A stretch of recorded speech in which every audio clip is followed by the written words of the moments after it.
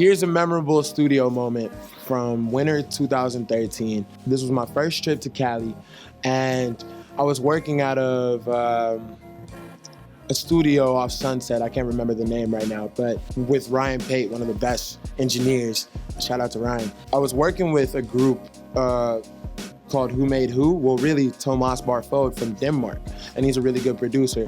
So I get in the studio. This is the first time I've been in the studio while being in LA, and they're playing me beats, and like all of them are on point. And I remember they run across this one joint that has this Blade Runner sample running through it at the beginning, and I'm just like, damn, I have to do something to it.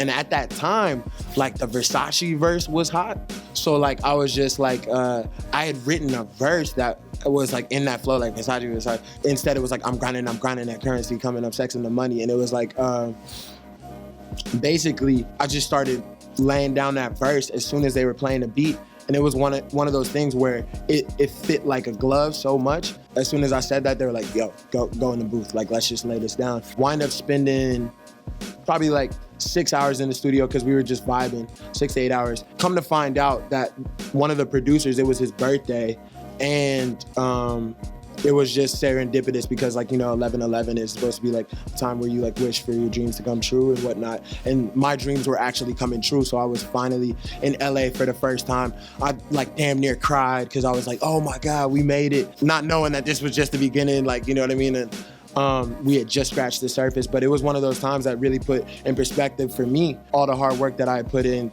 to finally get to California, and then on top of that, to produce what at the time I thought was my best song ever. It was just one of those moments where I felt like untouchable, and it's like whenever I feel like I can create at my highest level, I feel untouchable, and that was one of those moments that really just inspired me to be great. Shout out to Thomas, shout out to Jeppe, because 11/11 is still to this day one of my favorite songs that I've ever produced, or ever rapped. So creating 11/11 was one of my most spiritual moments when it comes to creating music because of what it meant to me at the time, as well as what it meant to me moving forward, even because it took my past and put it in conjunction with where I'm headed and like where I saw myself headed, and that's what the whole song was about. The fact that that was the first song that I recorded when I touched down in LA, and still like on Spotify and on any type of streaming service, that's like my most streamed song or most played or most downloaded song.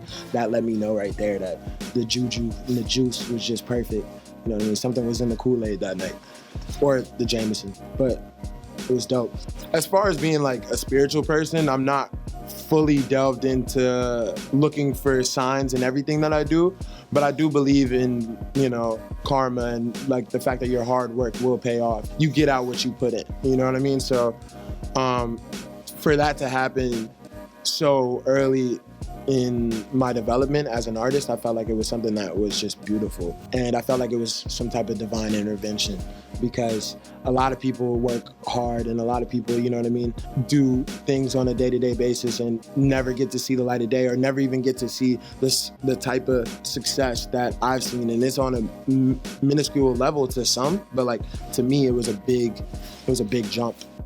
Every time he passes the weed back, it's wet. Oh, the weed's wet every time. Like, no, matter of fact, not every time, because he tries not to. I feel like not to, so it's not every time, but then there's times. Cool J ass. By the time I was on the plane, they were asking me to leave. It just all started coming back to me the next day when Ivan was telling me how I was trying to talk to the pilot while I was on the plane. I was trying to convince the stewardess that I was totally fine. And then when we go to the justice system for help, and we looking for them to change these laws and to give us some type of justice, it's not happening. So every time it's just another blow. At the root of a lot of problems is a lack of love. There's a lack of God's love. There's a lack of brotherly love. There's a lack of respect. So take that message and package it up into this music, put it over this beat.